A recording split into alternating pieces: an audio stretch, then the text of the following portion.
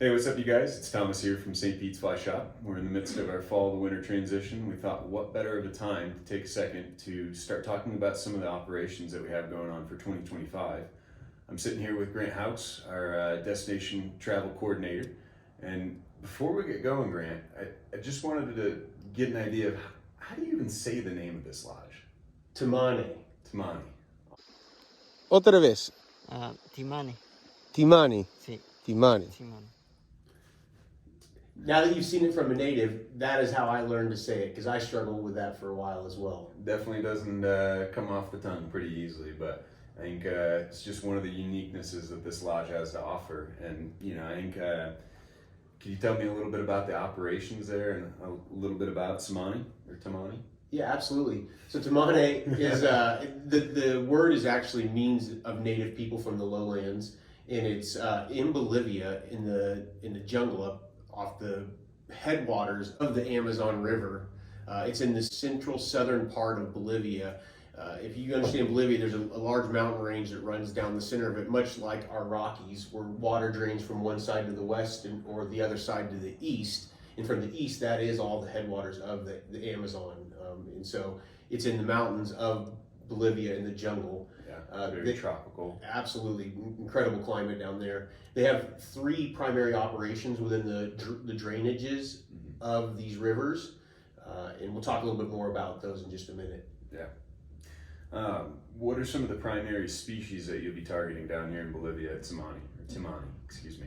Well, people go to Tsimane primarily specifically for the Golden Dorado.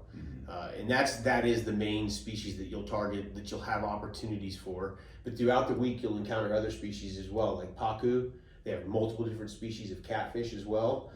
It's a very rich environment, but most people go for the gold. Yeah, oh yeah, I think I would be too. Why is fishing for Golden Dorado so special to you or to anyone that might be considering going out to Bolivia? Well, Golden Dorado are a special species in general. They're a predatory fish.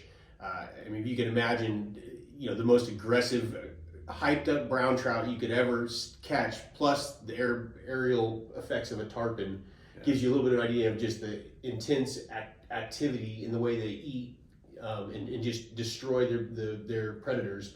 So it's a really fun fish in that sense. Bolivia, there's multiple different Golden Dorado fisheries throughout South America. And, I think it's important to understand the differences between those, because people say I'm going Golden Dorado fishing, and what does that mean exactly? I've had an opportunity to visit the Iberra wetlands in Argentina, as well as Rio Paraná, and those are the other two primary Golden Dorado fisheries that people think about when they talk about them in South America.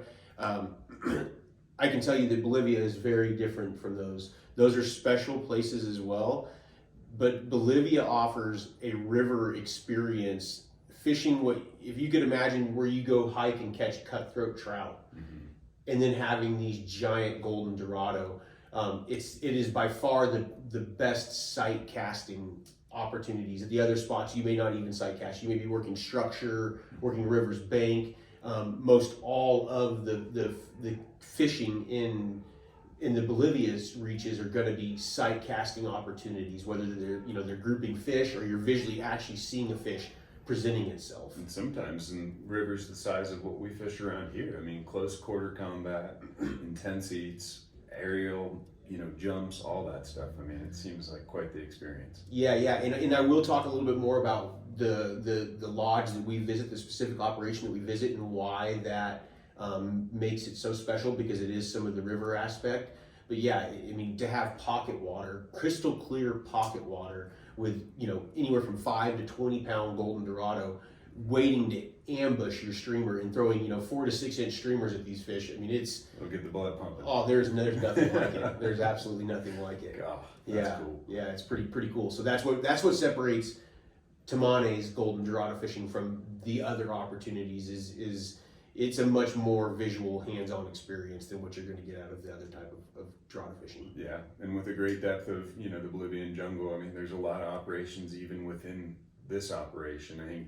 Could you give me a little rundown of what makes Tsimane special compared to some of the other resources that they have access to? Absolutely. So Tsimane, as I mentioned, they do have three operations, And the one that that we're going to be visiting is the Pluma Lodge, which is their premier lodge. Welcome to Pluma Lodge. Pluma Lodge is Tsimane's largest of their operations. Each room shares 2 guests. The porches are set up for socialization as well as preparing yourself each day for your trip to the river. As you will see, the Pluma River is just outside the front door of the lodge. As you make your way in towards the lodge, you have a full dining area.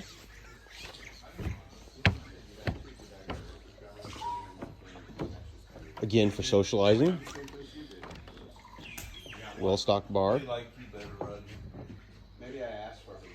As well as nice linens and comfortable place to dine. And it isn't premier just because the lodging is the premier lodging, which it is that. It's the nicest. I mean, you can imagine we are in the middle of the jungle. So this is a fly-in operation where they fly you into the middle of the jungle. So to have, the luxuries that you may get somewhere that are easier to access, it's pretty special. So aside from just Pluma being very nice, it's also the river systems that Pluma Lodge gets to access that's different from the other operations there. Closer, if I can Well, imagine. the river's literally out your door. Yeah. But it's not only the fact of closeness, but it's that you get to fish 3 different river systems within one, where many of the other lodges like the Sakure, they're fishing just the Sakure River. With the Pluma Lodge, the lodge sits on the Pluma River. But as you make your way through multiple different beats, primarily the upper beat's going to be more towards the headwaters, and the upper beats are going to be where 2 river confluences come together. They fish the upper Pluma there, which is pretty clear as far as clarity goes. But then the Itirizama is the other river that they get to access, and that's the one where you get to do a jungle hike up into the system. And that river is, again, because it's broken in half, it's much more intimate. It has a bigger gradient in areas, and so that's where you get that really good pocket water where those fish love to sit. It is like a trout. I mean, in all fish, in the sense that they need to find their oxygen, so they're oftentimes sitting in those more oxygenated, turbulent type water locations, or the pools just below them. It also allows them to be able to ambush their bait very well. Yeah. And so aside from having that Itirizama, which is one of the upper beats, you can fish the main Pluma as well, and that's kind of like a combo of things. The upper river's got some nice moving gradient water, pretty clear in size, and as it comes down, it starts to get a little larger with deeper pools. So then you may be working some structure plus doing some side casting, or waiting to see the fish. They love to push the sabalo, and we haven't even talked about the sabalo. Yeah. But the sabalo is their primary food, but they'll push them towards the banks. So you may not visually be seeing the fish out in the river, but you'll see them working their bait, and then you're presenting it to that.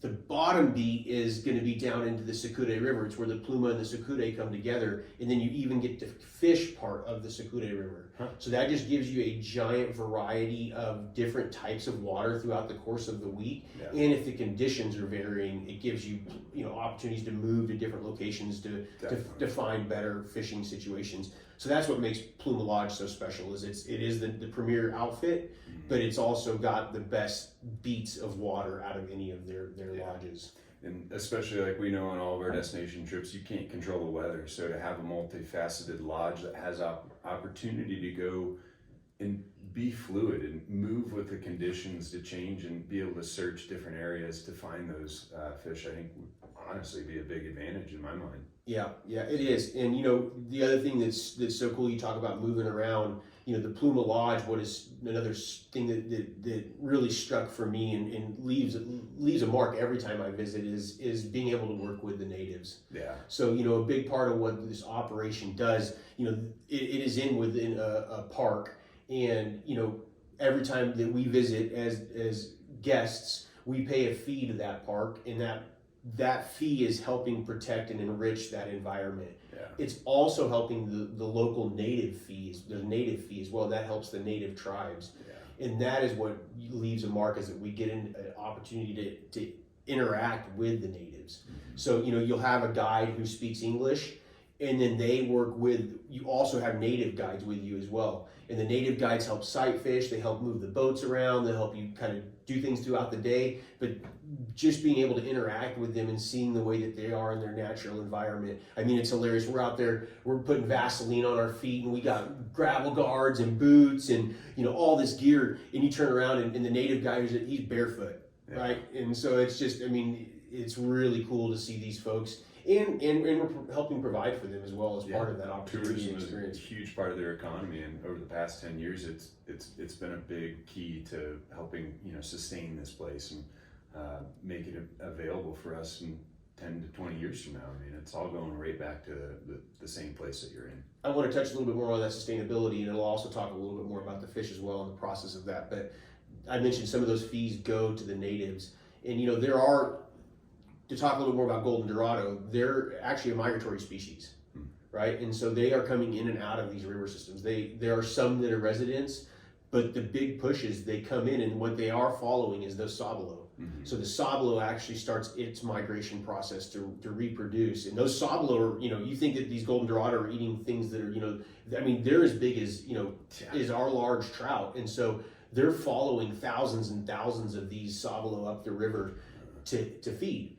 And so another thing that makes Tsimane so special is, you know, there are other drainages within reach of this, that sure, the fish can migrate through other drainages, but part of those fees that even take place are helping to provide for the locals and the natives so that they will leave the fishery to be a healthy fishery and not catch all the Dorado. And it's a full circle of process for us to be able to visit and provide that fee to the natives, by them also preserving the ecosystem and leaving some of the fish for us to experience down there as well. So that's what makes Tsimane so special as a whole operation as a whole, not just talking about like the Pluma Lodge. But they're thinking about everything, it seems like, and they want it to be sustainable, just so, you know, not only that they can have clients come back, but then it creates a, you know, an economy for them that might not have been there originally, you know? Absolutely. Last question I got here. What separates travel to Bolivia with St. Pete's Fly Shop? Absolutely. So, you know, we're here as a shop to help people with any sort of travel experience, help set them up for success, because that's what's most important to us. It's a big trip. It's a big trip. We realize these are big investments for folks, and we want the best experience for our friends and clients who are going to travel the world with us. And so upon that, you know, when we talk about this trip in particular, we are talking about one of our hosted travel trips. So we do a hosted trip and have been doing a hosted trip to Tsimane every year.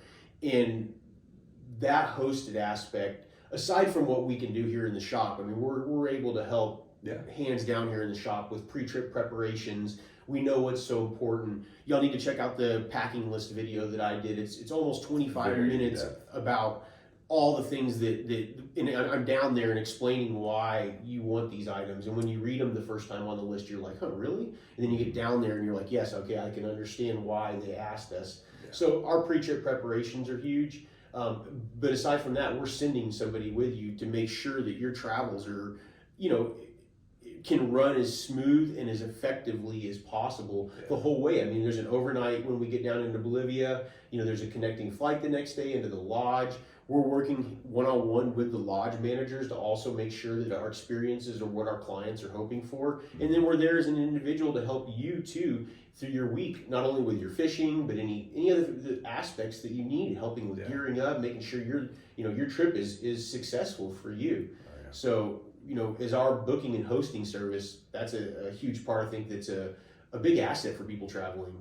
You know, we can really help the whole process along the way. Yeah, and especially, I mean, in all destination trips, but I feel like this one's unique in the sense that it truly is a trip of a lifetime, and you really only get that one time to prepare, and once you're there, and you might have gear to share and stuff like that. That's another advantage of having a host on this trip, but I think being as prepared as possible for whatever situation we've seen happen down there is key.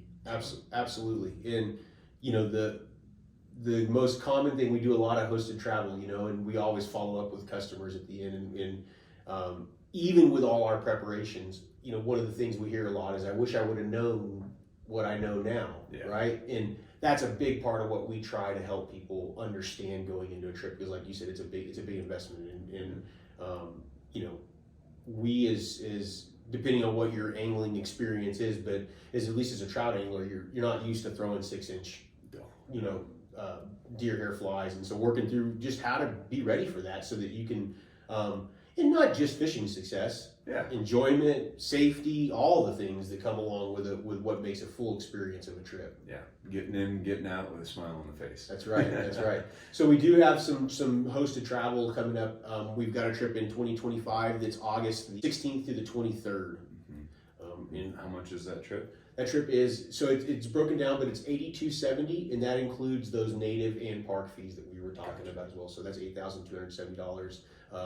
And if you have, you know, interest in the trip and like to hear a little bit more about the breakdown or some more information, we've got a lot of it on our website. You should check that out. But we'd also love for you to contact us. My email address is grant@stpetes.com, STPETES.com. You can shoot me an email, and be happy to chat about the location. Whether you're doing our hosted travel or you're even headed there and you need some help, we're here to offer that up. Yeah. Well, thank you, Grant. Appreciate it, and hope you all enjoyed. And if you got any questions, like Grant said, just let us know. Looking forward to traveling with y'all soon.